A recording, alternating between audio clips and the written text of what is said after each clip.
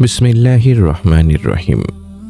বর্তমান মধ্যপ্রাচ্যের অত্যন্ত উত্তেজনাকর পরিস্থিতি এবং ইরান ইসরায়েল সংঘাত কেবল কোনো সাধারণ যুদ্ধ বা নিছক সীমান্ত বিরোধ ও ভূখণ্ড দখলের লড়াই নয়, বরং এটি একটি সুদীর্ঘ, জটিল ও বহুমুখী লড়াই, যা সমগ্র বিশ্বের রাজনৈতিক, অর্থনৈতিক ও সামরিক সমীকরণকে গভীরভাবে প্রভাবিত করছে এবং আগামী দিনে পৃথিবীকে এক ভয়াবহ সংঘাতের দিকে ঠেলে দিতে পারে।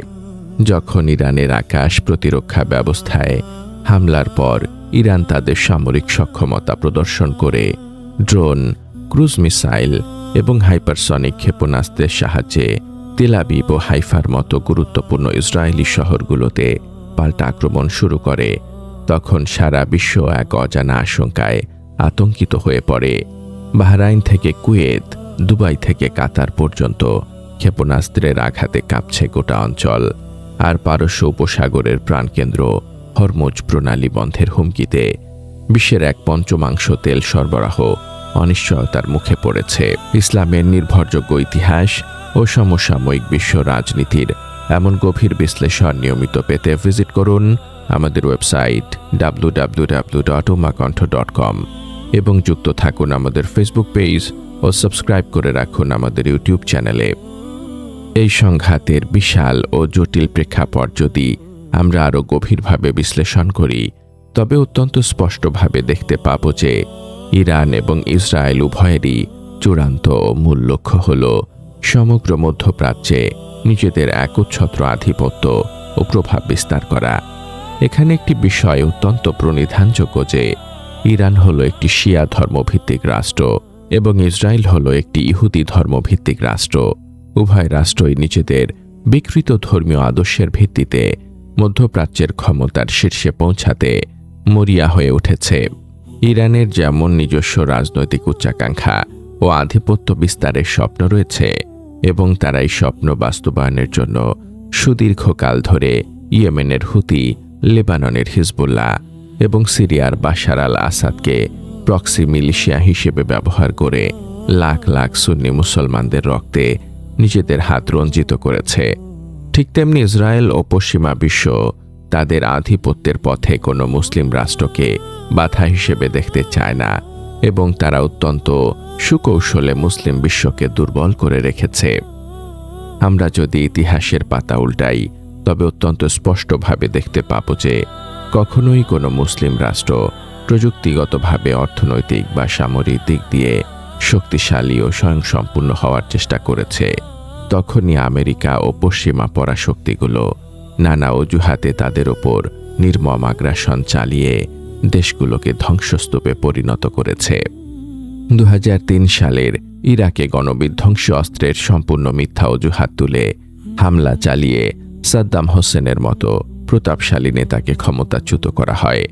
একইভাবে 2011 সালে লিবিয়াতে ন্যাটোর সরাসরি হস্তক্ষেপের মাধ্যমে মুয়াম্মার গাদ্দাফিকে হত্যা করে সেখানকার সমৃদ্ধ তেলের খনিগুলো পশ্চিমা দেশগুলোর নিয়ন্ত্রণে নেওয়া হয় এবং লিবিয়াকে এক অন্তহীন গৃহযুদ্ধের দিকে ঠেলে দেওয়া হয়।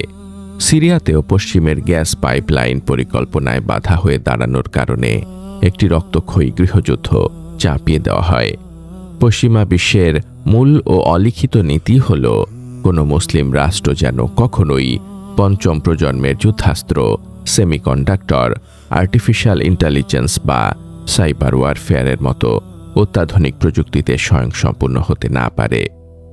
অন্যদিকে ইসরায়েল তাদের প্রতিটি সামরিক ও কৌশলগত পদক্ষেপে নিজেদের বিকৃত ধর্মগ্রন্থের ওপর চরম মাত্রায় বিশ্বাস স্থাপন করে সামনে এগোচ্ছে।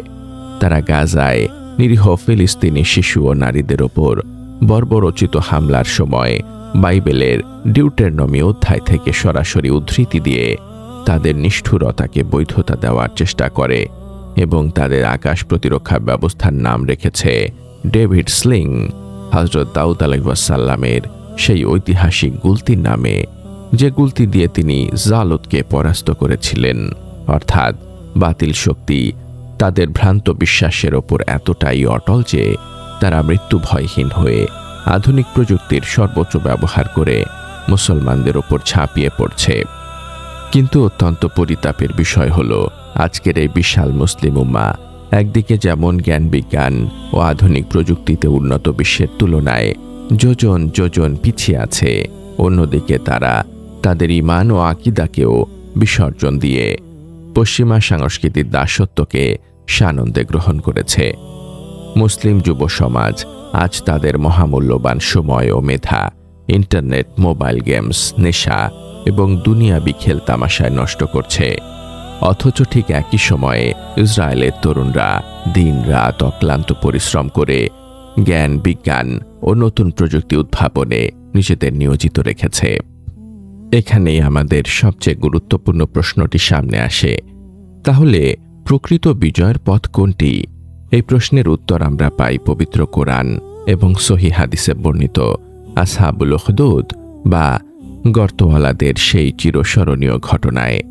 পবিত্র কোরআনে মহান আল্লাহ ইরশাদ করেছেন, ধ্বংস হয়েছিল গর্তওয়ালারা, ইন্ধনপূর্ণ আগুনের গর্তওয়ালারা, যখন তারা তার পাশে উপবিষ্ট ছিল এবং তারা মুমিনদের সাথে যা করছিল তা তারা প্রত্যক্ষ করছিল। সূরা আল বুরুজ আয়াত 4-7। এই ঘটনার বিস্তারিত বিবরণ সহিহ মুসলিমের একটি দীর্ঘ হাদিসে এসেছে, যেখানে রাসূলুল্লাহ সাল্লাল্লাহু আলাইহি ওয়াসাল্লাম বলেছেন, প্রাচীনকালে এক অহংকারী জালিম বাদশার দরবারে একজন বৃদ্ধ জাদুকর ছিল, যে একজন মেধাবী বালককে তার জাদুবিদ্যা শিখাচ্ছিল। কিন্তু পথিমধ্যে সেই বালক একজন একত্ববাদী পাদ্রীর সাক্ষাৎ পায় এবং তাওহীদের জ্ঞান লাভ করে মহান আল্লাহর প্রতি দৃঢ় ঈমান আনে। একদিন বালকটি একটি বিশাল প্রাণীকে রাস্তা আটকে থাকতে দেখে পাথর হাতে নিয়ে দোয়া করল, হে আল্লাহ, জাদুকরের চেয়ে পাদ্রীর বিষয়টি আপনার কাছে বেশি প্রিয় হলে এই প্রাণীটিকে মেরে ফেলুন। পাথর ছুঁড়তেই প্রাণীটি মারা গেল এবং বালকটির অন্তরে ঈমান আরো দৃঢ় হল। সহিহ মুসলিম 3005। এরপর সেই বালক আল্লাহর অনুগ্রহে জন্মান্ধকে দৃষ্টিশক্তি ও কুষ্ঠ রোগীকে সুস্থতা দান করতে লাগল। ক্রুদ্ধ বাদশাহ তাকে হত্যার সমস্ত পথ বন্ধ দেখে অবশেষে তাকে আগুনের গর্তে নিক্ষেপ করার নির্দেশ দিল। কিন্তু আশ্চর্যজনকভাবে সেই গর্তের আগুন বালকটিকে স্পর্শ করতে পারল না। শেষ পর্যন্ত বালকটি নিজেই বাদশাহকে বলে দিল কিভাবে তাকে হত্যা করতে হবে, এবং সেই মুহূর্তে উপস্থিত বিশাল জনতা বালকটির রবের নাম ঘোষণা করে ঈমান আনল। বাদশাহ তখন সবার জন্য আগুনের গর্ত খুঁড়ে সকল ঈমানদারকে নিক্ষেপ করল এবং সেই ঈমানদাররা হাসতে হাসতে আগুনে ঝাঁপ দিয়ে শাহাদাত বরণ করল, কারণ তারা জানত প্রকৃত বিজয় এই দুনিয়ার জয় নয়, আল্লাহর সন্তুষ্টি অর্জনেই। এই ঘটনা থেকে আমাদের জন্য শিক্ষা হলো, প্রকৃত বিজয় কখনোই কেবল অস্ত্রের জোরে, প্রযুক্তির শ্রেষ্ঠত্বে বা সৈন্য সংখ্যার আধিক্যে আসে না, বরং প্রকৃত বিজয় আসে একমাত্র সাত আসমানের অধিপতি মহান আল্লাহর পক্ষ থেকে এবং অদৃশ্যের প্রতি অটল ঈমানের মাধ্যমে। আল্লাহ তাআলা সুস্পষ্টভাবে বলেছেন, তোমরা আল্লাহর রজ্জুকে সম্মিলিতভাবে আঁকড়ে ধরো এবং পরস্পর বিচ্ছিন্ন হও না। সূরা আলে ইমরান আয়াত 103।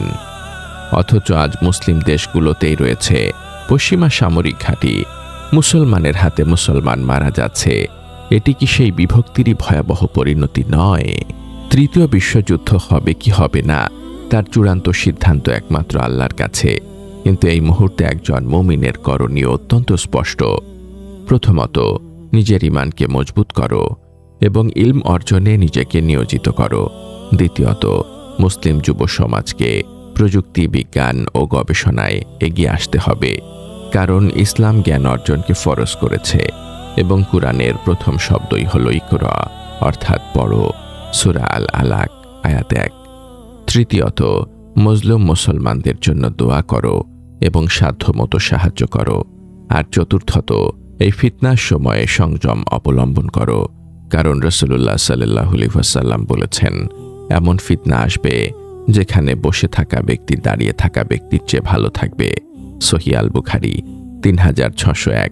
ইতিহাস সাক্ষী, পৃথিবীর প্রতিটি জালিম সাম্রাজ্য একদিন ধুলোয় মিশে গেছে, আর আল্লাহর ওয়াদা অনুযায়ী এই জুলুম বা শক্তিগুলোর পতনও অনিবার্য। আর জালিমরা শীঘ্রই জানতে পারবে তারা কোথায় ফিরবে। সূরা আশ-শুআরা আয়াত 227। হে আল্লাহ, দুর্বল ও মজলুম মুমিনদের সাহায্য করো এবং আমাদেরকে তাদের মধ্যে শামিল করো যারা ইসলাম ও মুসলমানদের সম্মান প্রতিষ্ঠার জন্য কাজ করে।